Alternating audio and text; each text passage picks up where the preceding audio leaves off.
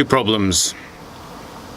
One is when I was making the kitchen unit yesterday, I was outside in the sun and the sun was just keeping the unit really hot, so much so that it affected the adhesive.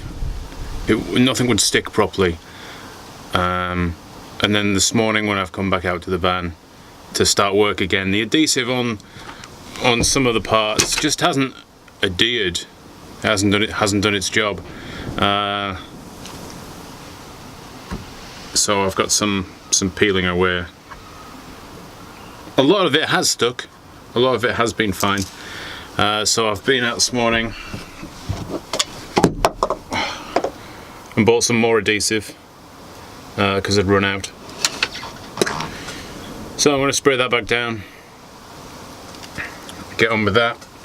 Second problem is the split charge relay. It was working fine, albeit it wasn't disengaging at the 12.6 volts that it was supposed to disengage at. It was disengaging at about 12.3, but it was working and it wasn't affecting the performance of the starter battery. The van was starting fine every morning, but now it's developed another fault, or a fault, in that it's not charging the leisure battery at all. What it's doing is it's once I turn the engine on, the split charge relay is kicking in after a few seconds, but then every 5 to 6 seconds it switches off and it switches back on again. 5 to 6 seconds, switches off, switches back on again. So it's not staying on to charge the leisure battery at all. I don't know what's wrong with that. I've double checked, triple checked all of the wiring and it's fine, and it was working, you know, so and nothing's changed. None of the wiring has been altered, but I have verified that it's all the same and everything is as it should be.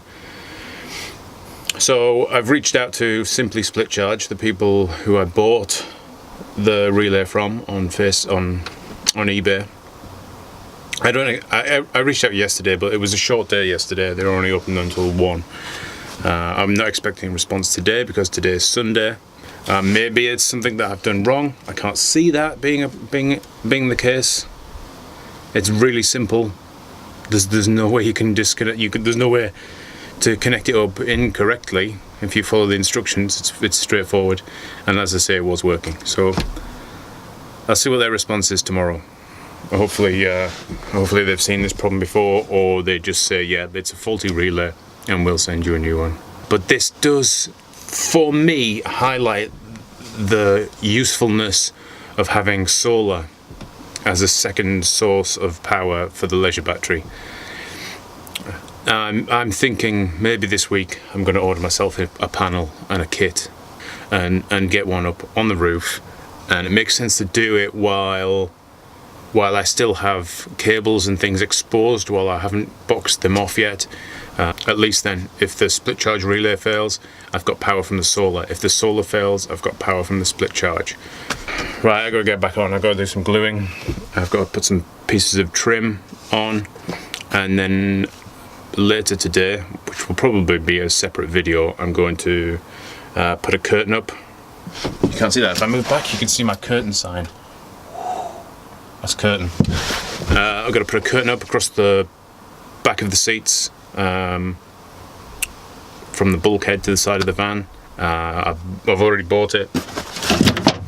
I have it here. It's a blackout curtain, so theoretically once that's pulled across, there's going to be no light escaping from the van, so nobody will know that we're in the van. I think that's it. I think that's my update for today.